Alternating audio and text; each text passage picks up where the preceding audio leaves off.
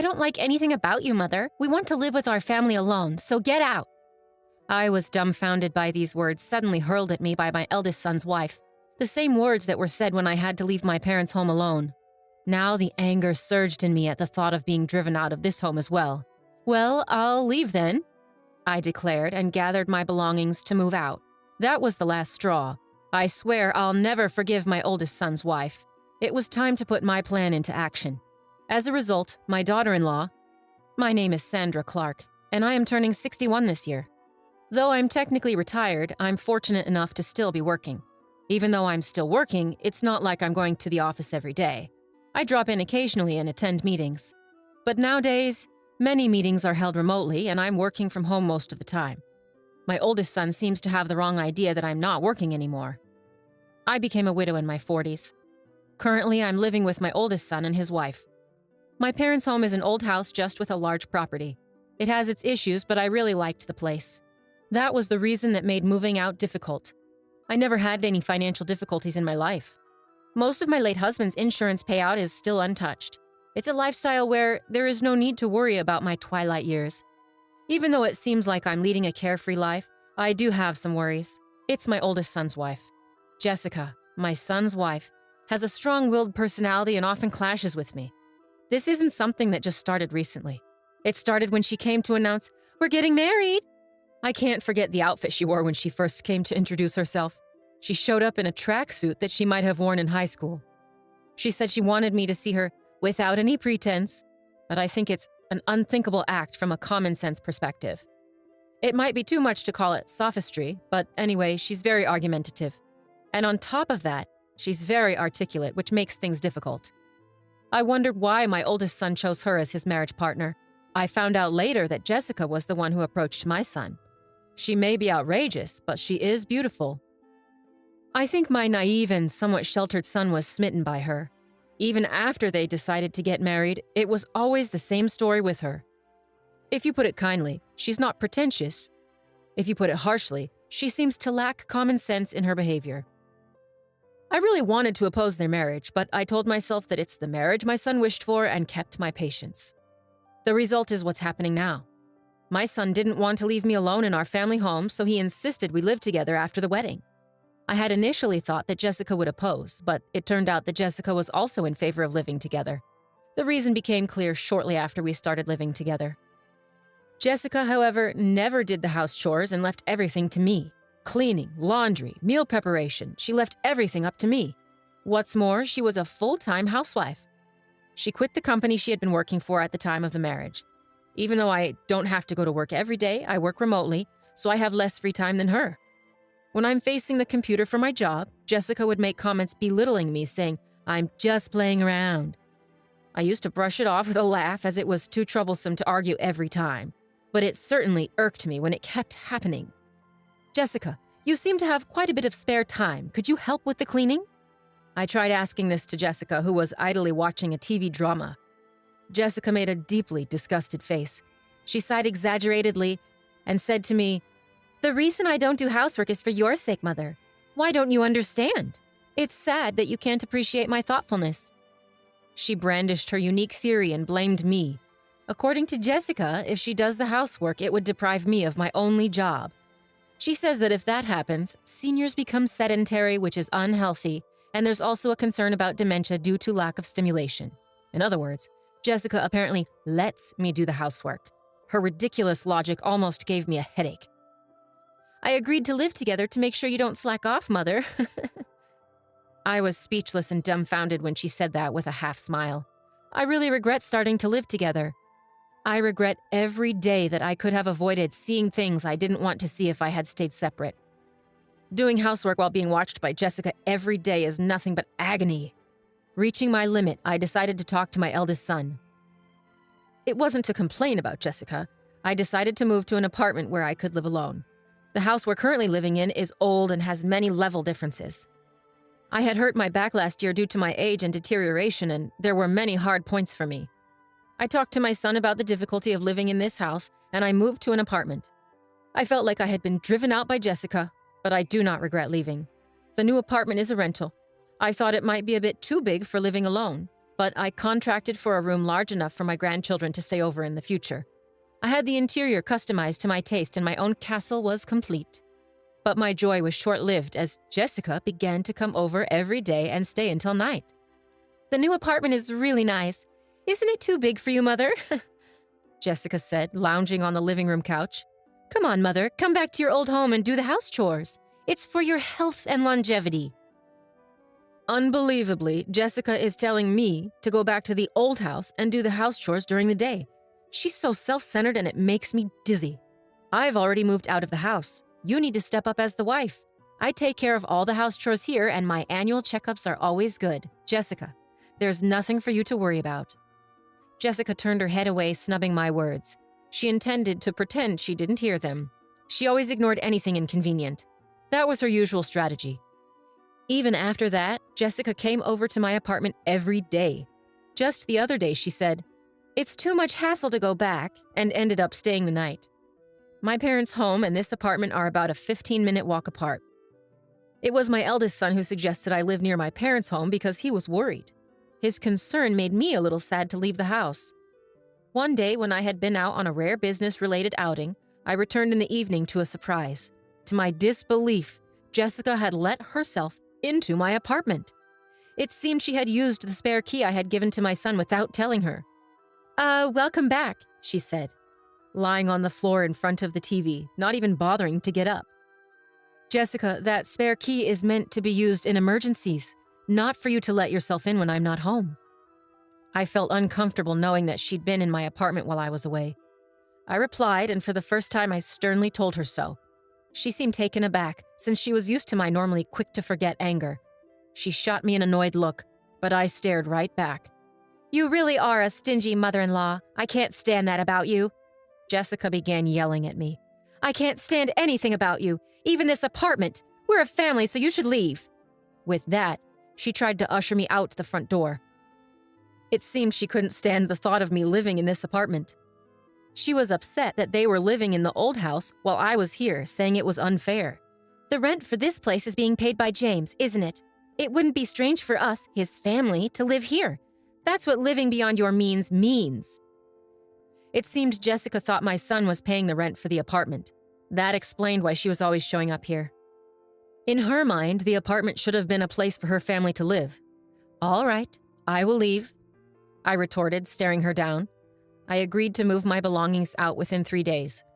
Jessica seemed skeptical, demanding I call a moving company in front of her. I immediately called a moving service from my smartphone and scheduled them to come in 2 days. As she left, satisfied, I watched her retreating figure and started formulating a plan. I moved out as promised. My new home was an apartment specifically for seniors. I decided to try it out for 2 weeks. I handed over the keys and lease documents to Jessica, asking for a change in the contract through the real estate agent to the landlord. As I've known the landlord for a long time, they were flexible and accommodating, which was a relief. My eldest son was furious with Jessica for kicking me out. He seems to be contemplating divorce, but Jessica doesn't seem to care. On the contrary, she appears to have started living alone in my apartment, declaring, "Well, then let's live separately." I can only marvel at how brazen she is. However, in 5 days, Jessica will come to know the truth. While I was working remotely, my phone began ringing repeatedly. The caller was Jessica. I had been anticipating this, so I had a recorder ready to record the conversation. I pressed the record button on the recorder and then answered the call. "Excuse me, Mother. What's the deal with the rent for this apartment? Why do I have to pay it? This isn't right." As soon as I picked up the phone, Jessica started ranting. I could tell that she was flustered. "Oh, but Jessica, aren't you the current leaseholder? It's only right that you should pay. Is there a problem?" I deliberately spoke in a calm and leisurely tone to irritate Jessica.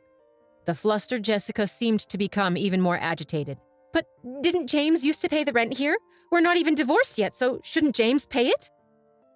When Jessica told my eldest son about the rent issue, he told her that I knew the truth and that she should call me. In reality, there was never a time when my eldest son paid the rent. In fact, I had been financially assisting him.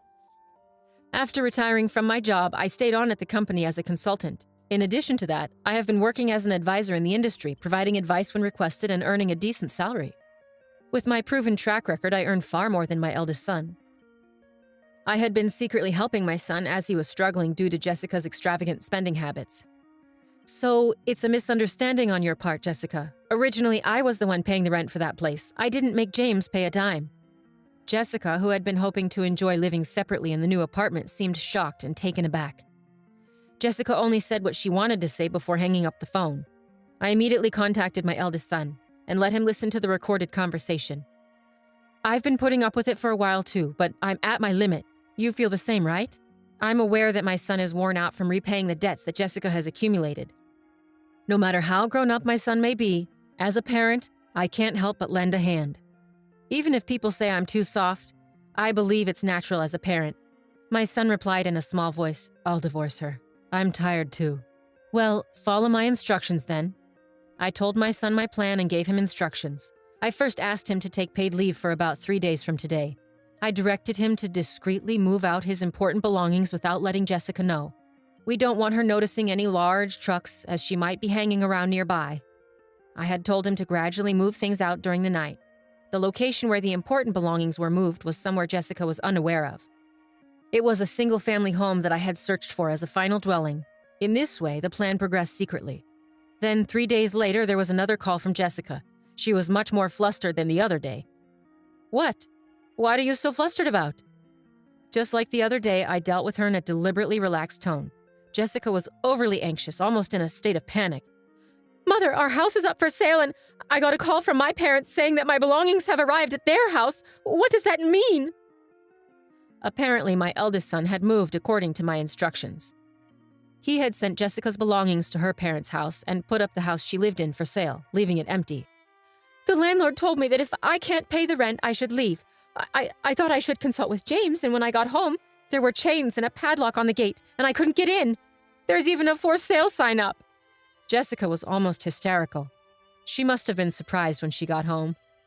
I have already formally entered into a sales contract with the realtor. We can't get into that house anymore. Jessica, there are a few things I want to correct. I started off like that. Now is the time to vent all my built-up stress. Firstly, I'm no longer your mother-in-law, right? Yesterday, James should have filed for divorce. You signed it, didn't you? You and I are strangers now. Yesterday, my eldest son had submitted the divorce papers to the city office. It seems that the divorce papers were signed by Jessica a long time ago. Threatening to divorce if he didn't do as she said was apparently a habit of hers. My eldest son thought that one day Jessica would rehabilitate. She was the person he had loved enough to marry. When threatened with divorce, he had no choice but to give in, as he once told me. But it seems my eldest son has woken up. He signed his name on the divorce papers that were always used as a threat and submitted them. The divorce papers have been formally accepted. You always said to James that you could divorce any time. Aren't you satisfied now that things have gone your way, Jessica? On the other side of the phone, I sensed Jessica holding her breath. She wanted to retort but couldn't find the words. She must be feeling frustrated. Besides, I'm worried about you. After divorce, you can't continue to live in that apartment without working, can you? And moving costs money too. It's tough. How did you even manage to pay this amount? I can't believe it. Jessica didn't hide her anger anymore. She yelled at me and continued to curse me. She said she married my son because my late husband left an inheritance. However, I manage all of the inheritance and she cannot move a penny of it. She screamed that nothing was going well despite marrying for the sake of repaying debts. Of course, I let my son listen to this conversation as well. If it came to a divorce settlement, the recording is what I was planning to submit as evidence. I thought it was the end, so I patiently waited for Jessica to finish her tantrum. I think she ranted for about 15 minutes with ease. I'm sorry, I've been disowned by my family. I have nowhere to return. Please help me. In the end, she started begging me for help, crying. She had caused her parents much trouble due to her spending and borrowing habits, and they disowned her, she said. Come to think of it, I remember feeling something off at the wedding. It clicked for me. That was what felt odd. Jessica with nowhere to go, nowhere to return. I felt a bit sorry for her, but I decided to view it as a consequence of her actions. Apologizing now won't do much. We're strangers now. There's nothing more to discuss. Good luck with your life from here on. I ended the call with Jessica after saying that. I felt a sense of relief. After our call, Jessica apparently caused a ruckus at my eldest son's workplace. My son told me the situation escalated to the point of calling the police when he got home from work. Jessica, who had been squatting at the apartment without paying rent, had her keys changed by the landlord while she was out. Apparently, she can't even get into her apartment now. She probably tried to reach out to me or my son, but we had canceled our cell phones and switched to new ones. We changed our numbers, too. I can only imagine the despair she felt upon finding she can't get through, no matter how many times she tries. We didn't tell her our new address either, so she can't contact us. After causing a scene at my son's company, she was issued a restraining order. With no other options, she seemed to have turned to her disowned family. When she returned home, she was met with a shocking scene. The luggage I had sent to her family home was left out in the rain in the backyard. She reportedly wasn't even allowed to step foot inside the house. The rent she had not paid for the apartment had been billed to her parents, probably adding fuel to their anger. I heard rumors that she is currently staying in an apartment rented by an organization that supports homeless people. Without the ability to spend as before, she seemed stressed. When I passed her on the street, I was stunned at how much her hair had turned white and how dry her skin looked. She had changed so much, I hardly recognized her at first. It made me realize just how much a change in living conditions can affect a person. I started a new life in the house I purchased with my late husband's inheritance. I bought a duplex so my son could remarry anytime he wanted. For now, my son joins me for dinner, but otherwise he takes care of his own things. I've come to think that this is just the right amount of distance. The money from the sale of my parents' home is saved for future needs. I plan to use it for my son and his future wife when they marry. Of course, I also need to keep some for any future grandchildren. I'm thinking of setting up the English garden I've always wanted in my new home. On days when I don't work, I go out into the garden and take care of the young trees and herbs. This new life filled with hope has become my daily routine.